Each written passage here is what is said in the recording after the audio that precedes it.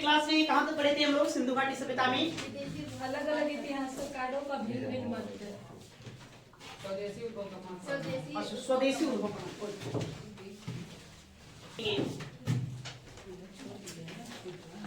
लोग हड़प्पा सभ्यता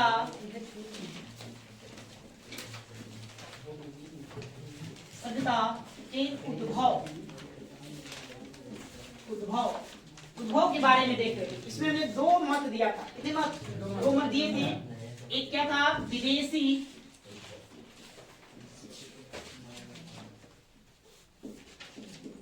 उद्भव का मत, एक मत दिया था, और दूसरा हमने मत क्या दिया था? स्वदेशी उद्भव का मत।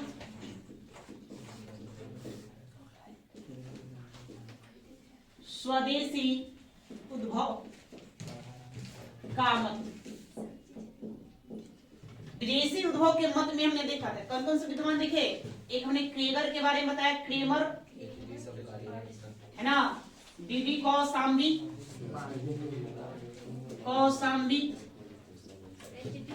है ना, व्हीलर, मार्शल,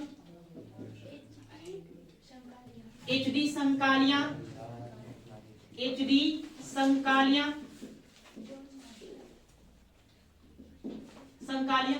इन लोगों के बारे में देखा कि इन्होंने क्या कहा।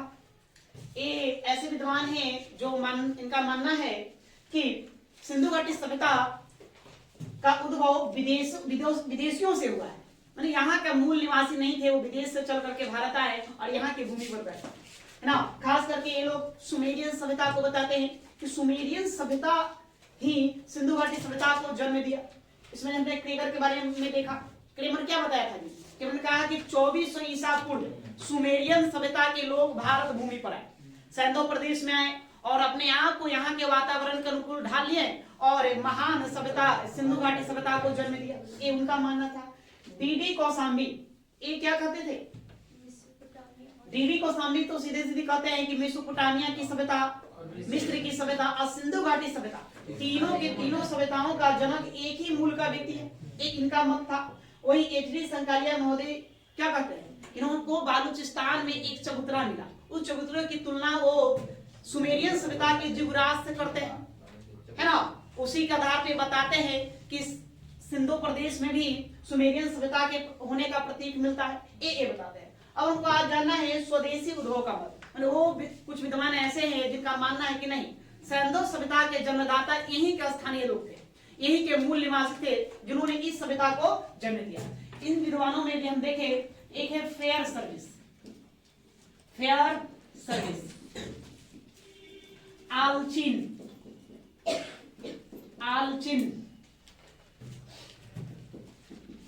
श्री डीपी अग्रवाल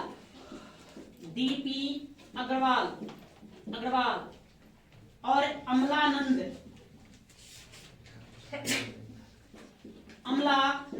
घोष।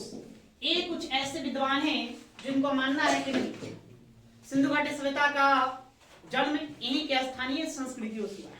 सबसे पहले हम अमला घोष के बारे में बात करते हैं। अमला घोष महोदय इन्होंने क्या कहा? इन्होंने एक जगह है राजस्थान के बीकानेर जिले में, बीकानेर राजस्थान के बीकानेर में एक संस्कृति पाई गई है जिसको सोथी संस्कृति का नाम दिया गया। सोथी संस्कृति।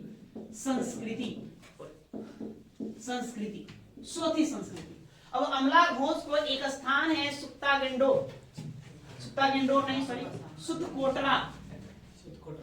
सुतकोटरा। तो सुतकोटरा से उनको यह प्रमाण मिलता है कि यहाँ सुतकोटरा से उन्हें दोनों सभ्यताओं का प्रमाण मिलता है। सुतकोटरा से उनको सोधी संस्कृति के भी उपकरण प्राप्त हुए हैं और सिंधु घाटी सभ्यता के भी उपकरण प्राप्त हुए।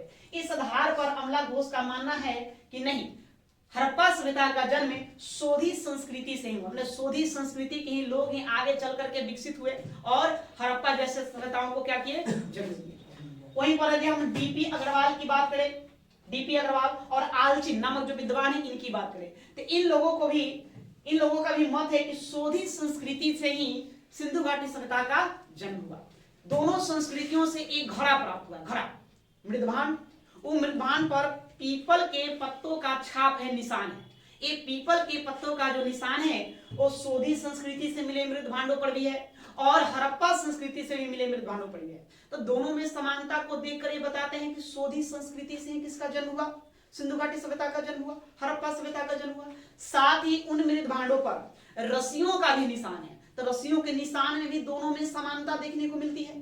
साथ ही दोनों जगहों से जो मृत भांड मिले वो छल्लेदार गोड़े वाले मृत भांड। छल्लेदार गोड़े समझते हैं, बर्तन देखे हो, बर्तन के नीचे इस तरह से गोल है ना, क्या पेंदी कहिए वो है ना, लगा हुआ रहता है, गोड़े लगा हुआ रहता है। तो इस तरह के प्रमाण मिलते हैं। इस आधार पर श्री डीपी अग्रवाल आलचिन महोदय का मानना है कि नहीं, सोधी संस्कृति से ही हड़प्पा सभ्यता का जन्म हुआ।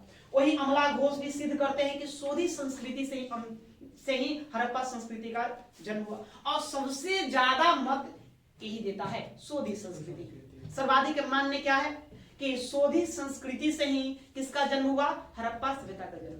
मतलब हड़प्पा सभ्यता की पूर्व की संस्कृति थी सोधी संस्कृति, यहां से यह शुरुआत हुआ और धीरे धीरे वो नगरों का रूप धारण कर लिया। यह स्वदेशी मत को प्रस्तुत करने वाले विद्वान हैं। ठीक है, तो इसको लिखिए।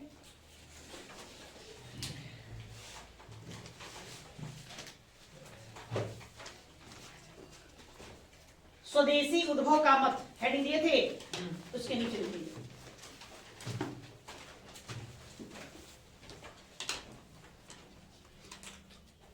इस मत को मानने वाले विद्वानों में,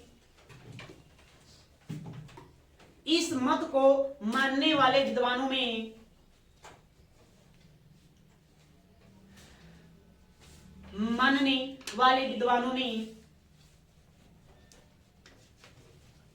fair service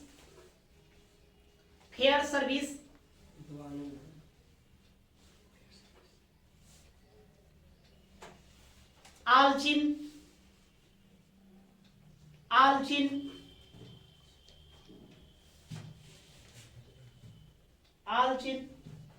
Shri D P Agarwal,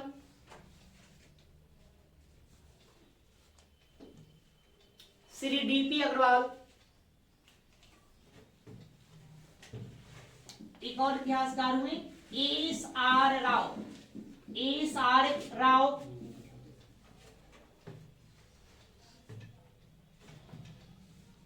are Rao और अमलानंद घोष शामिल हैं।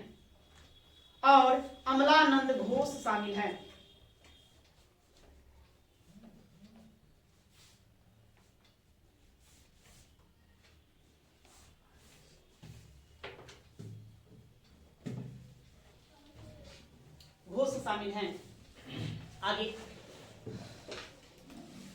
अमलानंद घोष ने यह मत प्रस्तुत किया है कि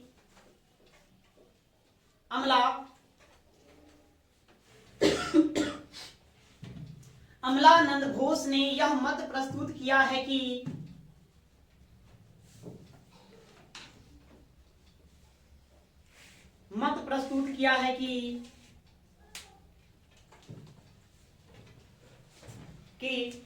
राजस्थान के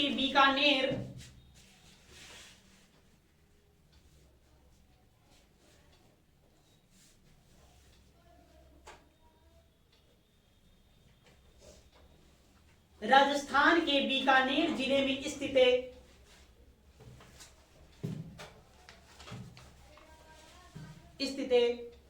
सोधी संस्कृति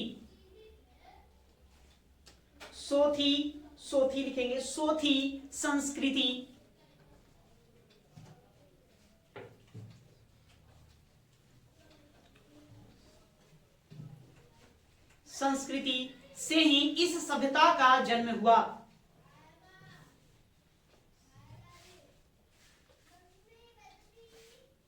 सोधी संस्कृति से ही इस सभ्यता का जन्म हुआ।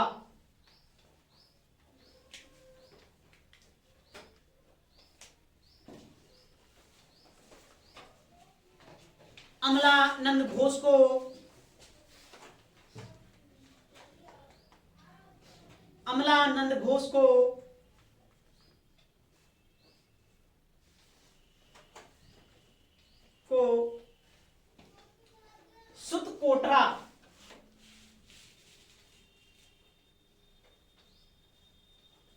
सुतकोटरा से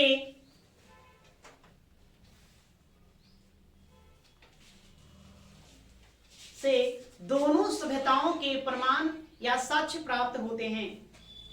दोनों सभ्यताओं के साक्ष्य प्राप्त होते हैं।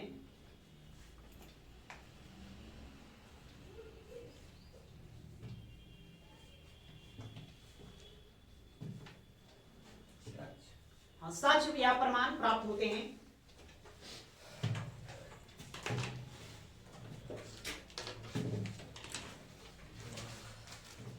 अब लिखिए,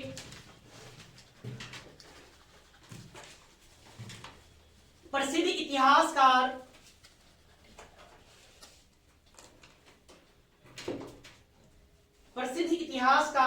आलचिन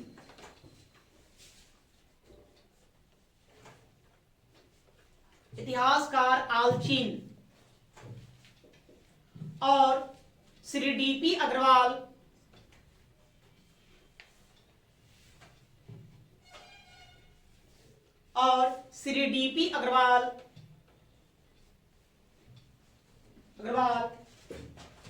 ने यह मत प्रस्तुत किया है कि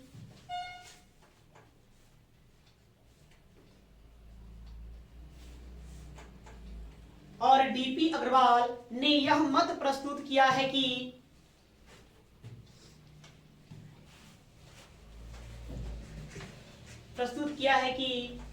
सोथी संस्कृति से ही इस सभ्यता का जन्म हुआ।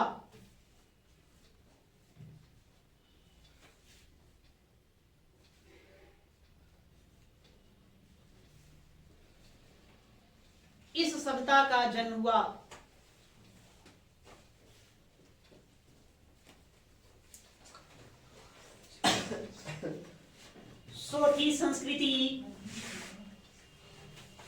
सोथी संस्कृति और हड़प्पा सभ्यता से प्राप्त मृत भांडों पर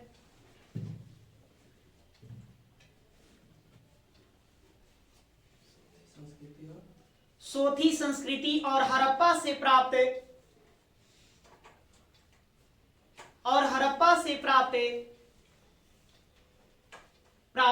मृत भांडों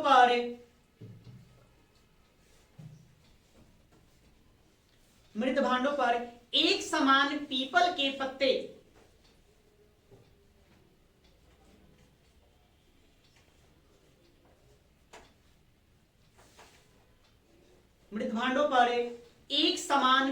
के पत्ते का छाप है।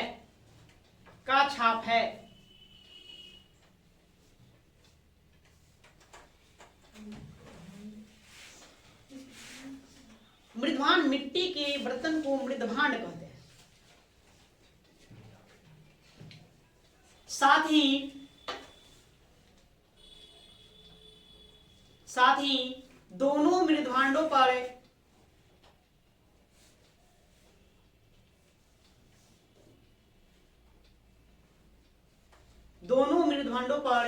रस्सियों के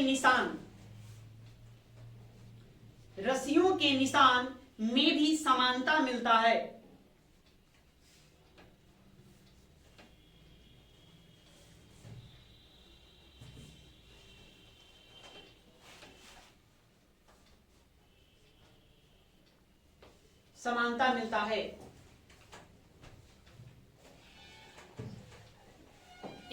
एक लाइन और जुड़िए। दोनों जगहों से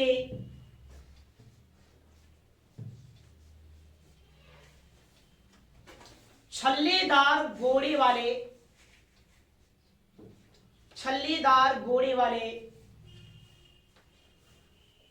मृत भांड प्राप्त होते हैं।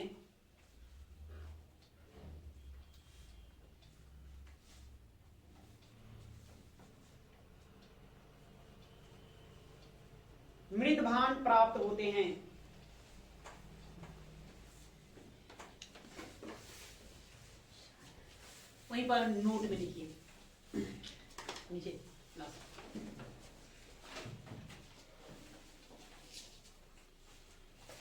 नोट। संस्कृति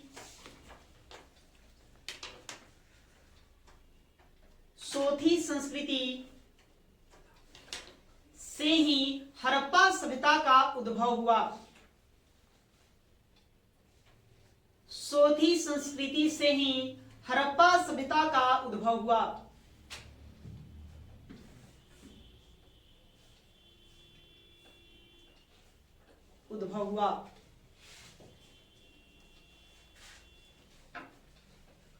आज यही मत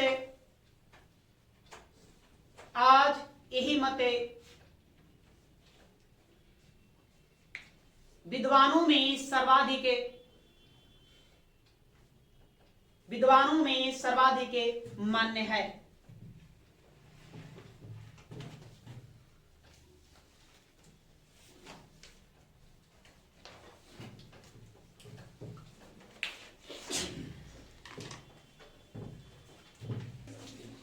कैसे प्रश्न पूछेगा, हड़प्पा सभ्यता का उद्भव सर्वाधिक मान्य क्या है? तो सोधी संस्कृति। याद रखना है कि सोधी संस्कृति से ही हड़प्पा सभ्यता का जन्म हुआ। नहीं, ऐसे अलग अलग विद्वान अलग अलग अपना मत प्रस्तुत करते हैं। सभी लोगों ने अपना कुछ ना कुछ बात बताया, उसके आधार पर कहा कि ये रहा होगा, लेकिन सर्वाधिक मान्य क्या है? सोधी संस्कृति। ये याद रखना, ये समझो। अब आगे आपसे प्रश्न पूछा जाएगा कि हड़प्पा सभ्यता के निर्माता कौन थे? कौन थे निर्माता? दयाराम साहनी। दयाराम साहनी।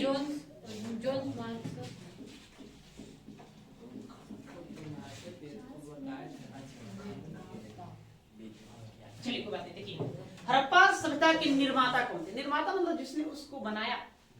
मानव तो कौन मानव था जिसने हड़प्पा सभ्यता को जन्म दिया? भारत में विभिन्न प्रकार के मानव प्रजातियों का अस्थि पंजर मिलता है। एक नहीं, कई प्रकार के मानव प्रजातियों का अस्थि पंजर मिलता है, सिंधु घाटी सभ्यता के उत्खनन से प्राप्त हुए हैं। शुरुआती क्लास में हमने देखा था मानवों की प्रजातियों को, पढ़े थे ना शुरू में, रामापिथेकस है ना, ऑस्ट्रेलियोपिथेकस, अफ्रीकेनस। उसी प्रकार से और भी मानव प्रजाति हुए जिसके प्रमाण हमको सिंधु घाटी सभ्यता से मिलते हैं। तो सिंधु घाटी सभ्यता से जो मानव प्रजाति का प्रमाण मिला उसमें से एक है प्रोटो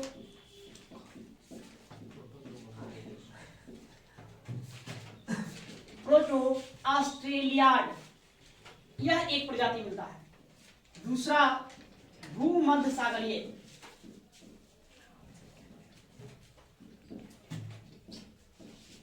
भूमध्य सागरीय, या इसी को कहते हैं मेडिटेरियन।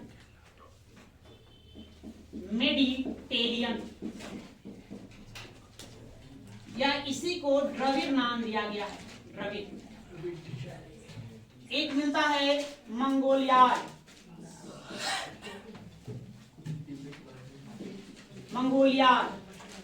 और फिर एक मिलता है अल्पाइन,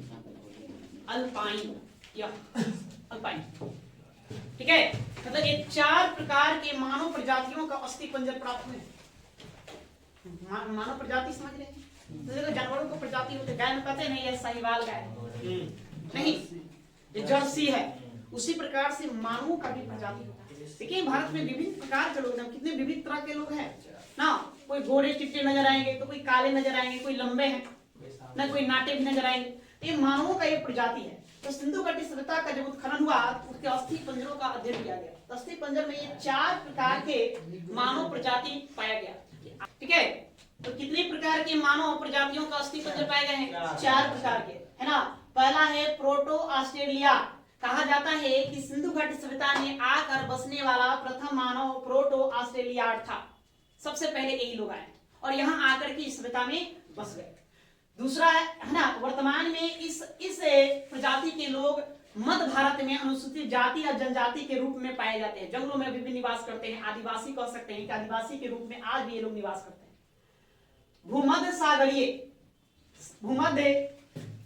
सागरीय या इसी को मेडिटेरियन या इसी को द्रविड़ कहते हैं। नहीं, सिंधु घाटी सभ्यता का निर्माता भूमध्य सागरीय प्रजाति के मानवों को माना जाता है, या उसी को मेडिटेरियन कहेंगे, मेडिटेरियन कहिए या द्रविड़ कहिए। सीधा सीधी प्रश्न पूछा जाता है कि सिंधु घाटी सभ्यता के निर्माता कौन थे, तो आपको टिक लगाना है द्रविड़। कौन? द्रविड़, ये पाया जाता है। अब इन्हीं को क्यों बताया गया, इस पर विद्वानों ने अपना मत दिया, बल दिया। एक विद्वान हुए सुनीति कुमार चटर्जी, कुमार चटर्जी, ये भाषाविद है, भाषाविद, भाषाविद, भाषाविद मतलब भाषाओं पर अध्ययन करते हैं, रिसर्च करते हैं, उनमें इनको महारत हासिल है। तो सुनीति कुमार चटर्जी जो भाषाविद है, उन्होंने अपना मत प्रस्तुत किया और साबित किया, कहा कि जो बलूचिस्तान के क्षेत्रों में ब्राहुई भाषा बोली जाती है, ब्राहुई भाषा, ये भाषा बोली जाती है, ये जो भाषा है यह दक्षिण भारत के तमिल, तेलुगु, कन्नड़, मलयालम, मलयालम, यालम, इन भाषाओं से काफी मिलता जुलता है। सैंधो प्रदेश में सिंधु घाटी सभ्यता के अंतर्गत बोली जाने वाली ब्राह्मी भाषा या वर्तमान के बलूचिस्तान में बोली जाने वाली ब्राह्मी भाषा दक्षिण भारत के तमिल, तेलुगु, कन्नड़, मलयालम इन भाषाओं से काफी मेल जोल खाता है। अर्थात उनका मानना है कि यही ब्राह्मी भाषा बोलने वाले द्रविड़ लोग ही सिंधु घाटी सभ्यता के निर्माता थे। बाद में जब आर्यों का आक्रमण हुआ तो ये लोग दक्षिण भारत में चले गए और वहां जाकर के बस गए। तो वर्तमान में इस प्रजाति का जो मानव है कहां मिलेगा, साउथ इंडिया में मिलेगा, दक्षिण भारत में देखने को आपको मिलेगा। फिर एक प्रजाति मंगोलियाड, इसके भी प्रमाण मिले हैं। ये जो मंगोलियाड प्रजाति है, ये प्रजाति वर्तमान में आपको उप हिमालय क्षेत्रों में मिलेगा। उप हिमालय क्षेत्र कहने का मतलब आप चले जाइए अरुणाचल प्रदेश, सिक्किम, आसाम, भारत और म्यांमार की सीमा पर बसे हुए जो राज्य हैं जैसे कि मणिपुर है, नागालैंड है, तो इन क्षेत्रों में मंगोलियाड प्रजाति के लोग निवास करते हैं। या तो इनका भी प्रमाण सिंधु घाटी सभ्यता से देखने को मिलता है। फिर है अल्पाइन, अल्पाइन प्रजाति का जो मानव था ये वर्तमान में आपको ये गुजरात पश्चिमी तरफ, भारत के पश्चिम में जो समुद्री तट है उसके किनारे चले जाइए, किनारे में जैसे कि गुजरात हो गया, गुजरात के नीचे महाराष्ट्र है, गोवा है, फिर केरला है और कर्नाटका, तमिलनाडु है। तो इन प्रांतों में, इन राज्यों में अल्पाइन प्रजाति के लोग निवास करते हैं। यही 4 प्रकार का अस्थिपंजर को मिलता है। तो इन्हीं में से कोई होंगे निर्माता नहीं, और किसी का कोई किसी मानव प्रजाति का प्रमाण तो मिला नहीं, बस यही 4 का मिला। इन्हीं 4 में से कोई होंगे। तो सर्वाधिक मत विद्वानों का कहां का टिकता है, भूमध्य सागरीय प्रजाति का मानव या मेडिटेरियन या फिर उसी को क्या कहेंगे, द्रविड़ कहेंगे, यानी यहाँ पर आकर सर्वाधिक मत टिकता है। इसलिए प्रश्न आपसे पूछा जाएगा सिंधु घाटी सभ्यता के निर्माता कौन लोग थे, तो कौन लोग थे, द्रविड़, है ना। इसका प्रमाण एक तरह से और कौन देते हैं सुनीति कुमार चटर्जी जो एक भाषाविद हैं, उन्होंने भी इसके ऊपर अपना मत प्रस्तुत किया है। ठीक है, बात समझ गए, ठीक है, लिखेंगे तो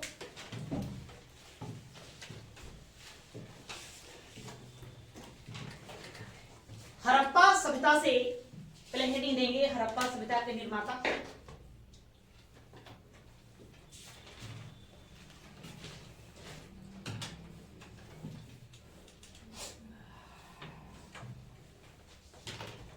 हड़प्पा सभ्यता से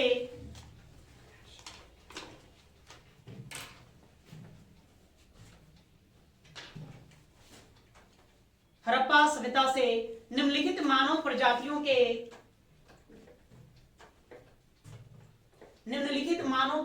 के अवशेष प्राप्त होते हैं।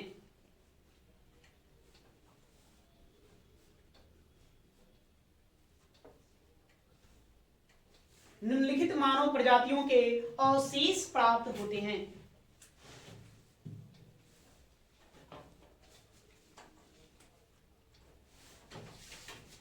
पहला लिखे प्रोटो ऑस्ट्रेलियाड, प्रोटो डैश देकर पहला लिखेंगे प्रोटो ऑस्ट्रेलियाड।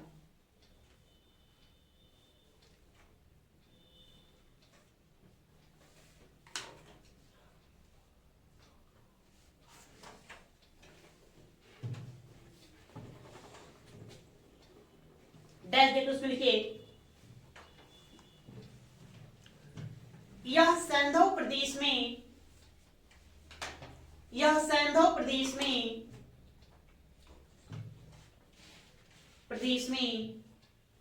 बसने वाला प्रथम मानव प्रजाति था।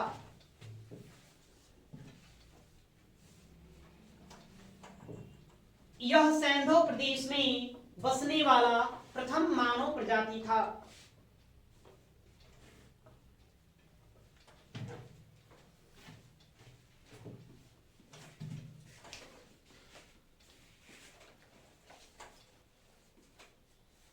वर्तमान में इस प्रजाति के लोग, वर्तमान में इस प्रजाति के लोग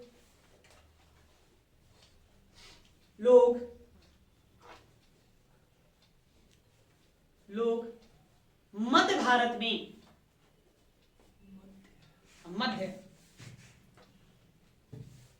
मध्य भारत में अनुसूचित जाति एवं जनजाति के रूप में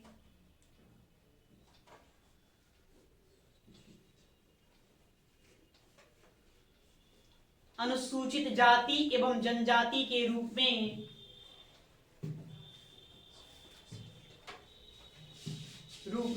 विद्यमान है।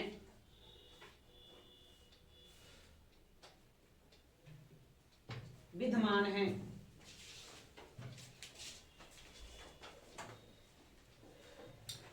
यहां से आपको बस दो बातें याद रखनी है, दो प्रश्न पूछेंगे। किनको याद रखेंगे? द्रविड़ को याद रखेंगे, भूमध्य सागरीय को याद रखेंगे। दूसरा किसको याद रखेंगे? प्रोटो ऑस्ट्रेलियाड पूछेगा। सिंधु प्रदेश में आने वाला प्रथम मानव प्रजाति कौन? तो प्रोटो ऑस्ट्रेलियाड। और निर्माता कौन थे? तो द्रविड़ लोग थे या भूमध्य सागरीय लोग थे, बस।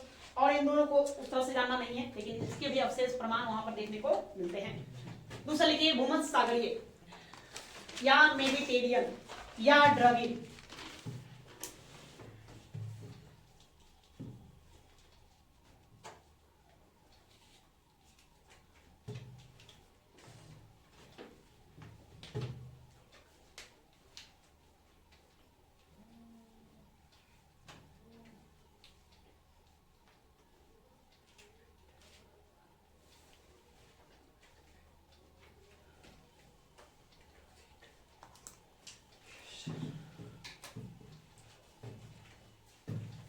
देखिए, हड़प्पा सभ्यता का निर्माता, इसमें डैश देंगे। हड़प्पा सभ्यता का निर्माता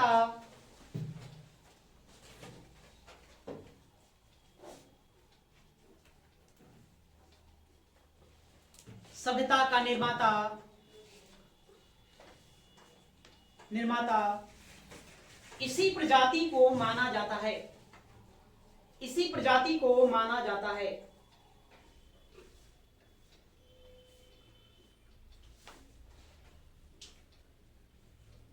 माना जाता है। वर्तमान में इस प्रजाति के लोग, वर्तमान में इस प्रजाति के लोग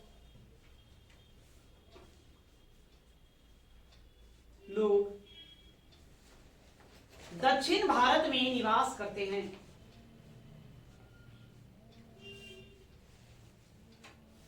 दक्षिण भारत में निवास करते हैं।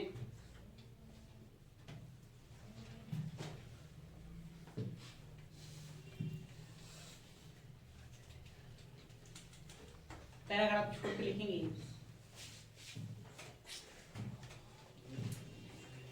सुनीति कुमार चटर्जी, पैराग्राफ छोड़ के लिखिए।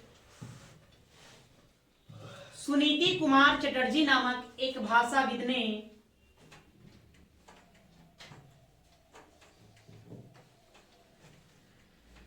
सुनीति कुमार चटर्जी नामक एक भाषाविद ने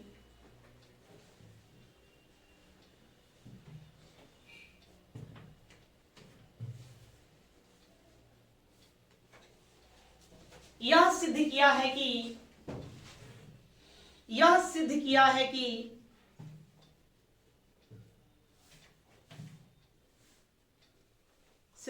कि बालूचिस्तान में रहने वाले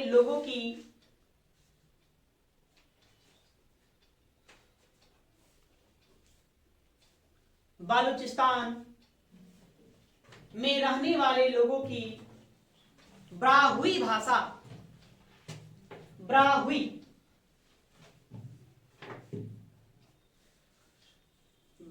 भाषा दक्षिण में बोली जाने वाली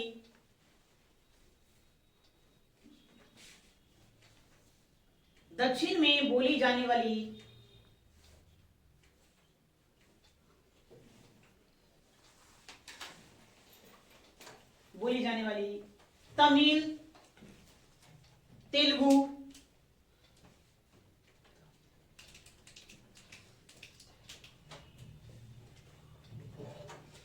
तमिल, तेलुगु, कन्नड़ एवं मलयालम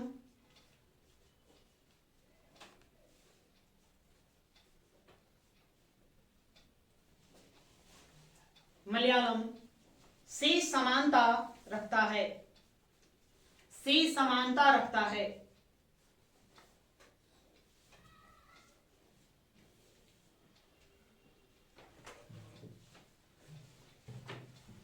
समानता रखता है। ऐसा प्रतीत होता है कि ऐसा प्रतीत होता है कि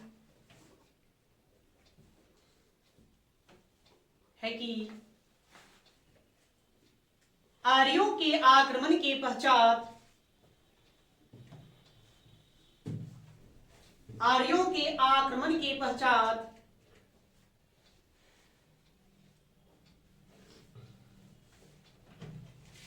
वे लोग दक्षिण की ओर चले गए थे। वे लोग दक्षिण की ओर चले गए थे।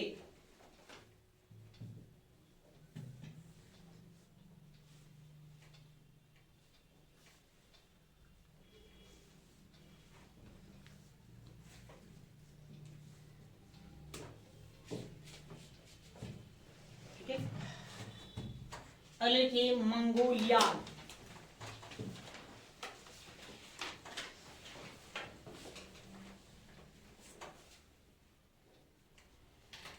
मंगोलियाड।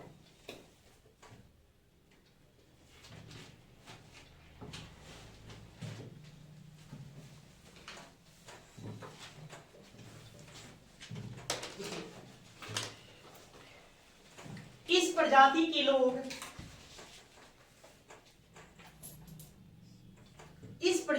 लोग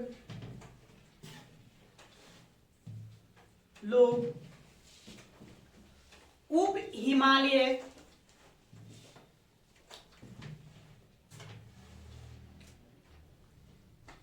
हिमालयन क्षेत्रों में बसते हैं।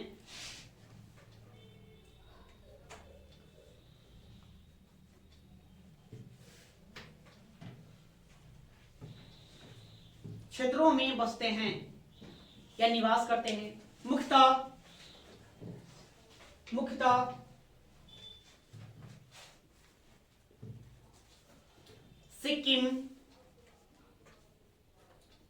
सिक्किम, असम,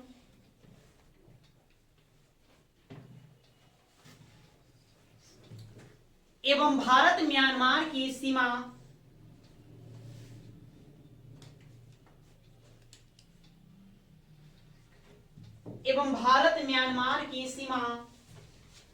इनका निवास स्थल है।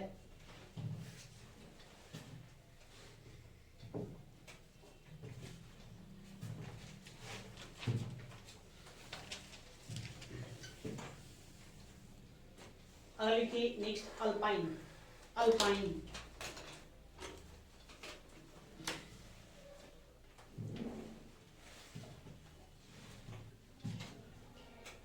इस प्रजाति के लोग मुख्यतः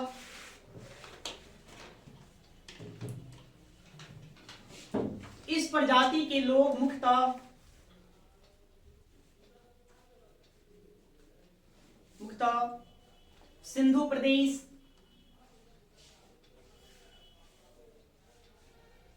प्रदेश,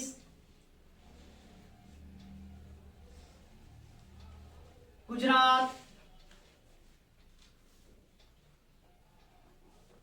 महाराष्ट्र,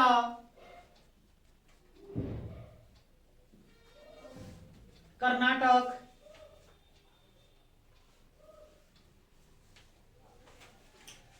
एवं तमिलनाडु में निवास करते हैं।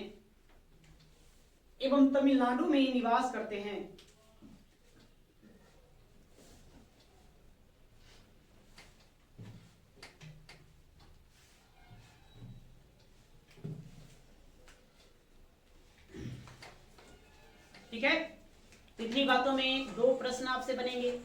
पहला, सिंधु प्रदेश में आकर बसने वाला प्रथम मानव प्रजाति द्रविड़, ऑस्ट्रेलिया, प्रोटो ऑस्ट्रेलिया, और सिंधु सभ्यता का निर्माता कौन लोग थे? द्रविड़ लोग थे। बस इतना याद रखना। बात समझे? ये दो बात नहीं, बाकी ये और अन्य दो प्रकार की प्रजातियों के अवशेष प्राप्त हुए हैं। अब आगे देखते हैं विस्तार। हड़प्पा सभ्यता का विस्तार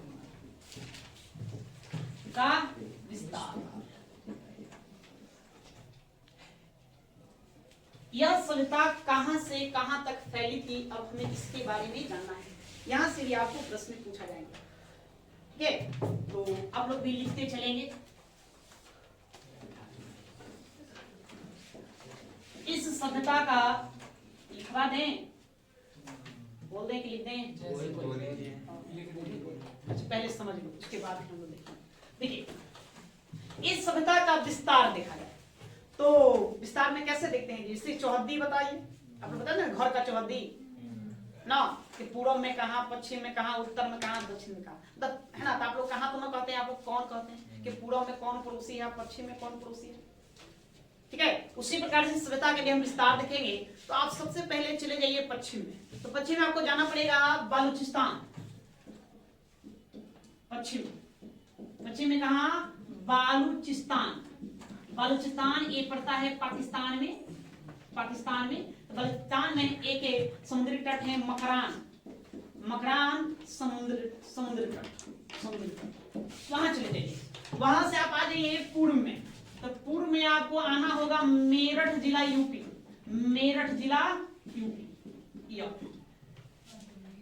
ठीक है, उसके बाद हम उत्तर में बात करें तो उत्तर में आप शुरू करिए मांडा से। यह शुरू होगा मांडा चिनाब नदी है, यह जम्मू कश्मीर में कहां है?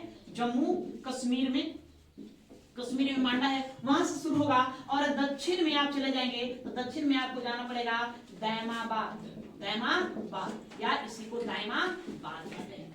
ये आपको गोदावरी नदी के तट पर है। कहां?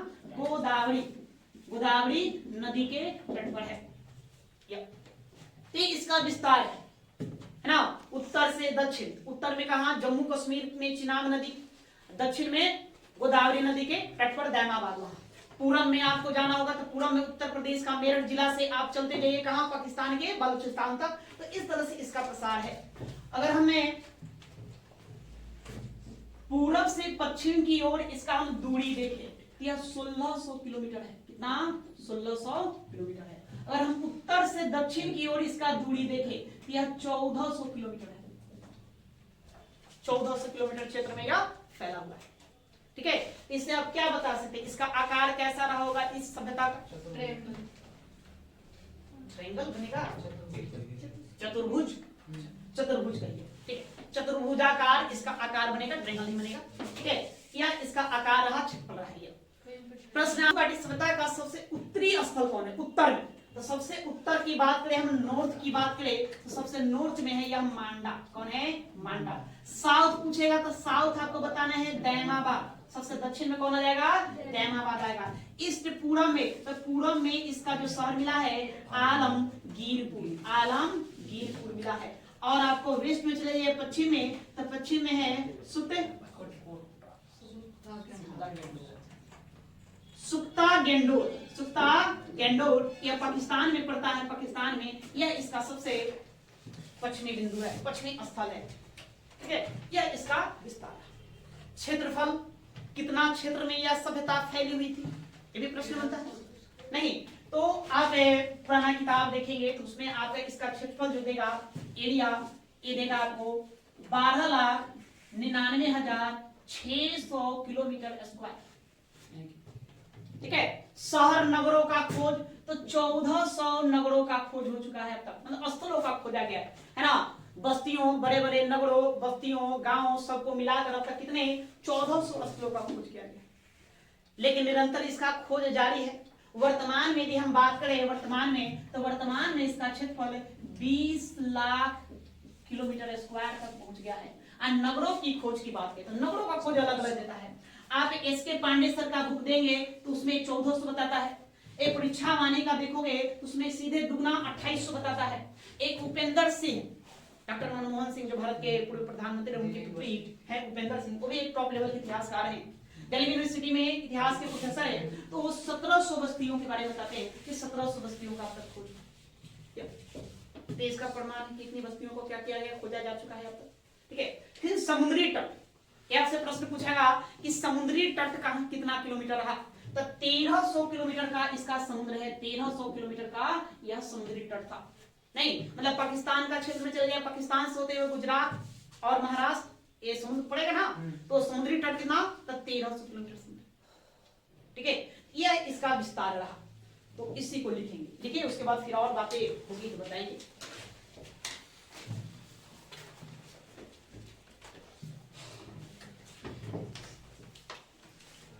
लिखिए, इस सभ्यता का फैलाव या विस्तार,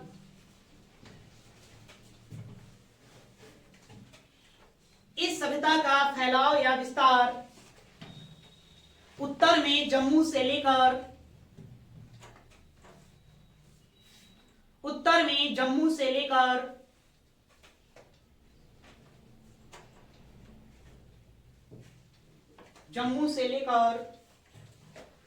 दक्षिण में गोदावरी नदी के तट तक, उत्तर में जम्मू से लेकर दक्षिण में गोदावरी नदी के तट तक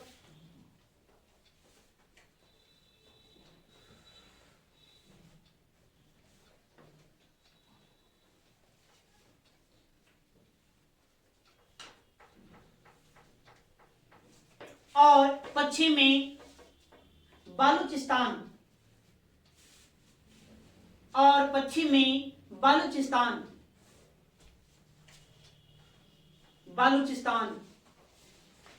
कहां पड़ेगा या पाकिस्तान, उसमें लिख देंगे पाकिस्तान।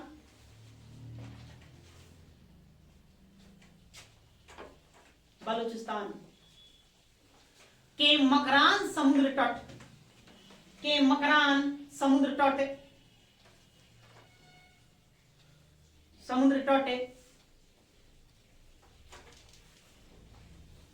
तट से लेकर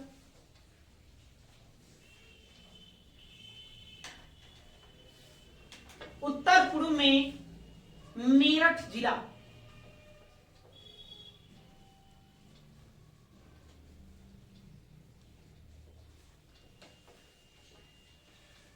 मेरठ जिला कहां पड़ेगा, यूपी, कुछ लिखिए उत्तर प्रदेश।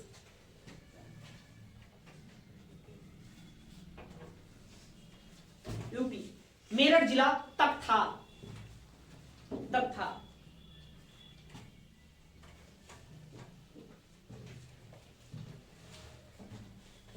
इस सभ्यता का कुल भौगोलिक क्षेत्रफल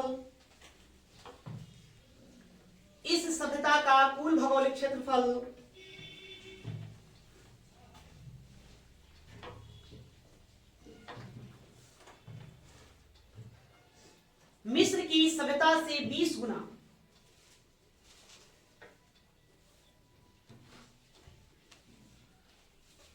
मिस्र की सभ्यता से 20 गुना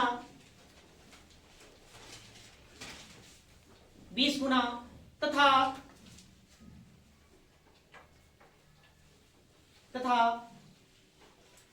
मिस्र एवं मेसोपोटामिया की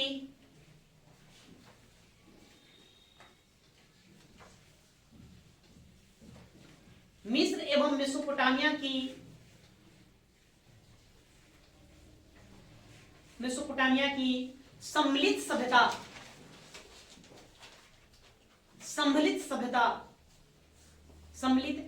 सभ्यता से 12 गुना बड़ी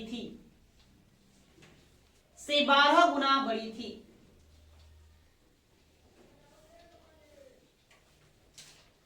मतलब अगर हम कंपेयर करें कि मिस्र की सभ्यता और सिंधु घाटी सभ्यता के क्षेत्रफल को हम कंपेयर करेंगे तो क्या हम पाएंगे, सिंधु सभ्यता मिस्र की सभ्यता से 20 गुना बड़ी थी। अगर हम मिस्र की सभ्यता, मेसोपोटामिया की सभ्यता दोनों को एक साथ रख दें, हड़प्पा सभ्यता को अलग एक साथ रख दें, फिर वहां को हम कंपेयर करेंगे तो फिर भी 12 गुना बड़ी। मतलब इससे आप अंदाजा लगा सकते हैं मतलब ये कितनी बड़ी सभ्यता रही हो। नहीं, आगे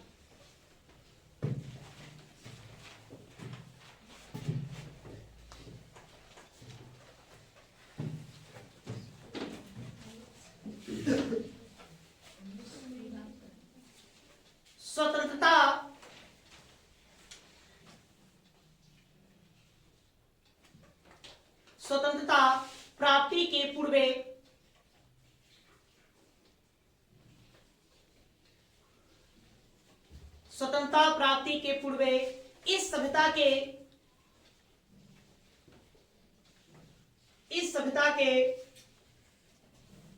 400 स्थलों का खोज किया गया था।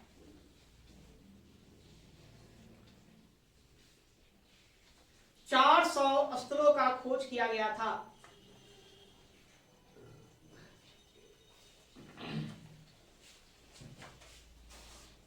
लेकिन वर्तमान में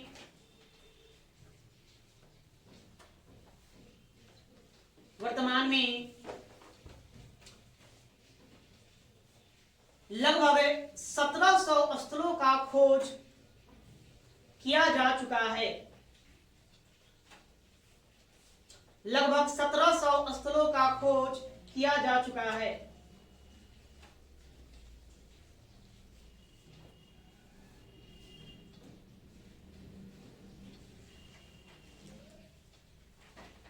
तो इसके स्थल कितने हैं, इस पर कंफ्यूज नहीं होना। बताया कि है ना, अलग अलग किताब अलग अलग देता है। अभी परीक्षा वाणी न्यू एडिशन का एक बुक आया है, उसमें आप इसमें 2800 स्थल सीधे बताता है। एसके पांडे सर इसमें हम 1400 बताते, सीधे आधा नहीं। उपेंद्र सिंह का पुस्तक में 1700 के आसपास देता है, और किताब जो देखे हैं 1700, कुछ किताब 1500 देते। इसलिए प्रश्न आपसे पूछा नहीं जाएगा कि कितने स्थल खोजे गए, मुख्य नगरों के बारे में पूछा जाता है, जो हम आगे चल के पढ़ेंगे। ठीक है। या क्षेत्रफल की यदि हम बात करें तो क्षेत्रफल इसका आप कितना बचे, 12,99,600 किलोमीटर स्क्वायर। ज्यादातर किताबों में यही देखने को मिलेगा, लेकिन निरंतर खोज होने के बाद आज वर्तमान में बताया जाएगा 20 लाख किलोमीटर स्क्वायर। बात समझे? तो अब ऐसे लिखो, एक लाइन और लिखो, तो उसमें जोड़िए। प्रश्न आपसे पूछा जाएगा कि स्वतंत्रता प्राप्ति के बाद हड़प्पा सभ्यता के सर्वाधिक स्थल किस राज्य से खोजे गए। राज्य पूछा जाता है कि भारत के किस राज्य से खोजे गए, तो सबसे ज्यादा गुजरात से खोजे गए। कहां से? गुजरात से। एक प्रश्न ये भी पूछता है कि निम्नलिखित में किस राज्य से हड़प्पा सभ्यता के साक्ष्य नहीं प्राप्त होते या स्थल प्राप्त नहीं होते। तो देखना उसमें मध्य प्रदेश रहेगा। कौन रहेगा? मध्य प्रदेश। तो बीच में एक मध्य प्रदेश है, उसका नहीं मिलता है, क्योंकि राजस्थान में मिलता है, गुजरात में मिलता है, महाराष्ट्र में मिलता है, उसका उत्तर प्रदेश में मिलता है, अब बीच में मध्य प्रदेश में नहीं मिलता। समझे? इसलिए कंफ्यूज करने के लिए प्रश्न डालता है। तो मध्य प्रदेश याद रखना कि मध्य प्रदेश में किस सभ्यता के कोई स्थल खोजे नहीं गए हैं। जैसे ही ऑप्शन आया उसको मार के आपको निकल जाना। तो लिखेंगे, देखिए, स्वतंत्रता प्राप्ति के बाद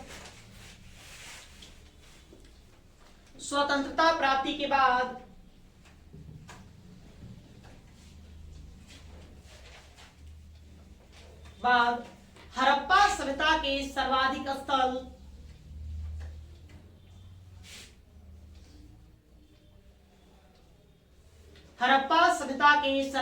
स्थल गुजरात राज्य से खोजे गए हैं।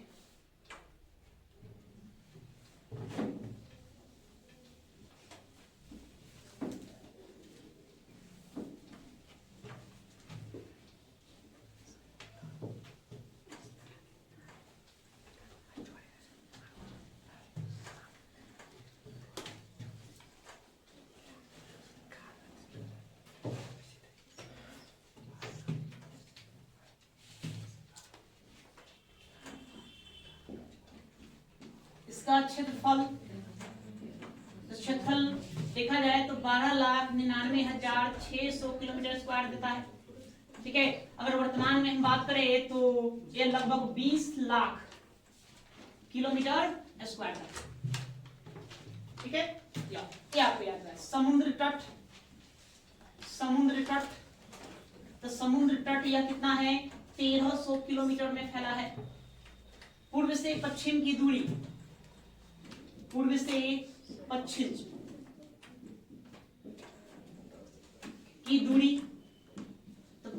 पश्चिम की दूरी इसका 1600 किलोमीटर है।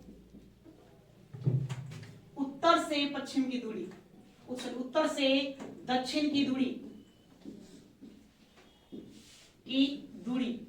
डिस्टेंस, इसका हम डिस्टेंस देखें या 1400 किलोमीटर है। ये याद रखना। साथ में आपको और याद रखना है, आज से इसका चौहद्दी पूछ लिया जाएगा। चारों दिशाओं में अंतिम छोर कौन कौन है? अगर हम उत्तर में बात करें तो उत्तर में कौन, मांडा। मांडा कहां पड़ता है, जम्मू कश्मीर में पड़ता है मांडा। नहीं, ये चिनाब नदी किनारे, हम बाकी सब बंधन पढ़ेंगे। दक्षिण की यदि हम बात करें तो दैमाबाद। दैमाबाद ये आपको पड़ेगा महाराष्ट्र में। महाराष्ट्र में नदी यदि पूछे नदी तो गोदावरी। गोदावरी, गोदावरी नदी। और अगर हम इसको देखें तो यह है चिनाब नदी। चिनाब नदी। अगर हम पूरब में बात करें तो पूरब में आप चले जाइए आलमगीरपुर। आलमगीरपुर यह उत्तर प्रदेश में पड़ेगा। यूपी में नदी की बात करें तो हिंडन नदी। हिंडन नदी, हिंडन नदी के किनारे बसा था। और हम बात करें पूरब में तो पूरब में चलेंगे तो कहां चलेंगे, सॉरी पश्चिम में तो ये सुक्ता, सुक्ता गेंडो। गेंडो ये पाकिस्तान में है। ये पाकिस्तान में है। और नदी की बात करें तो दासम नदी। दासम नदी के किनारे का शहर बसा हुआ था। ठीक है, तो इसका 34 हो गया बाउंड्री। तो इतना ही उतारिए विस्तार से।